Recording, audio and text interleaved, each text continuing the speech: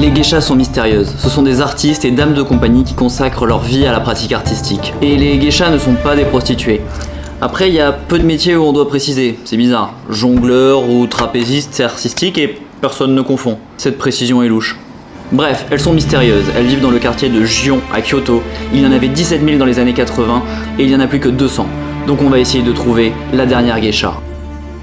C'est un peu dramatique comme titre, mais il faut que j'augmente mon taux de clic. Donc... on est sur des bancs individuels à la queue leu. Pas le truc le plus convivial pour attendre le métro, mais là du coup on va à Kyoto. C'était l'ancienne ville principale et ça a été la capitale du Japon pendant longtemps, du coup il y a plein de bâtiments historiques. Yeah. Let's go.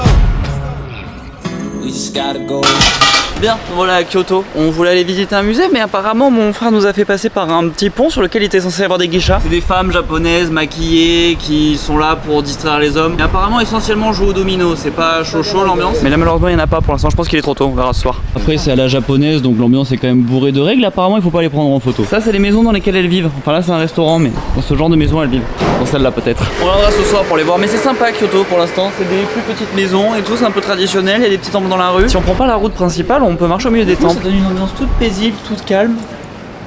J'ai l'occasion de prendre des photos ridicules dans ce petit temple. Ça a l'air très chouette, allons au château. Bienvenue à Yasaka Jinja. Chouette temple, pas mal. Et à l'entrée, comme d'habitude, un grand magasin au fond. Ici, des petits lapins en porcelaine. Il y a une histoire avec des lapins ici, je sais pas quoi. Mais... ouais, beaucoup de lapins.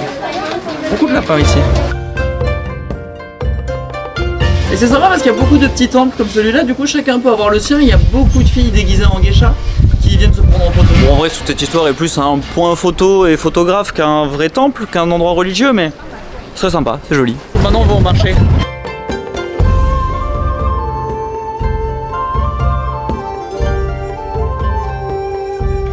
Comme on est des touristes, on a acheté de la nourriture. On a pris un mochi au matcha vert. On dirait du pain de mie. C'est rouge à l'intérieur. Ça doit être des haricots là. Ouais. C'est farineux et très sucré. Ça c'est dégoûtant. Ouais, bah finis-le toi cette année. Non, toi, finis-le toi. Après là dans le magasin en face, ils proposent des coquilles Saint-Jacques séchées. On n'a vraiment pas la même alimentation. Vraiment les Japonais, on est deux mondes trop séparés. Vu comme c'est différent, ils doivent trouver notre nourriture horrible aussi parce que vraiment on n'a aucun goût en commun. Par exemple ça. Comment on peut avoir ce goût en commun? Non.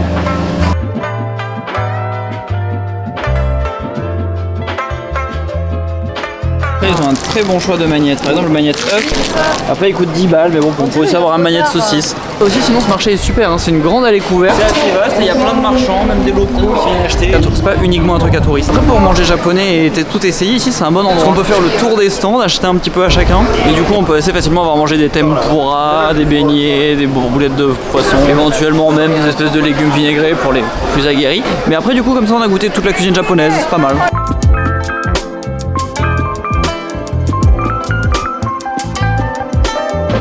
Mais après il y a aussi des magasins plus traditionnels dans les rues normales. Ça fait plaisir. Peut-être qu'il faut un petit peu prendre de la hauteur pour trouver des affaires.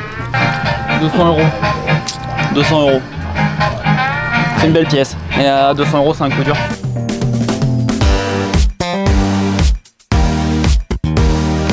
Nous voilà au château de Nijojo. C'est la ville impériale. On va voir si c'est Jojo ou si c'est ni Jojo ni amusant.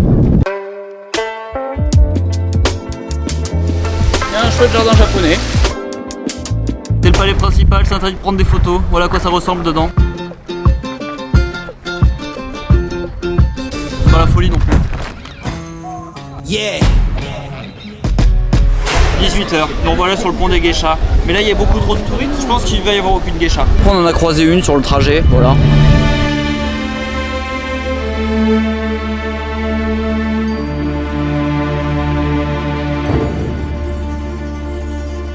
Bon, on a croisé une geisha dans la rue. C'est classe. Comme autre truc japonais, classe et vintage, il y a les samouraïs. On pourrait chercher le dernier samouraï. En plus, d'après Google, c'est Tom Cruise le dernier samouraï. Et moi, j'aime bien quand il y a Tom Cruise. Faut que je me trouve un métier. Je suis trop petit, j'arrivais pas à l'avoir, se disant que mon frère est plus grand que moi et il peut l'attraper.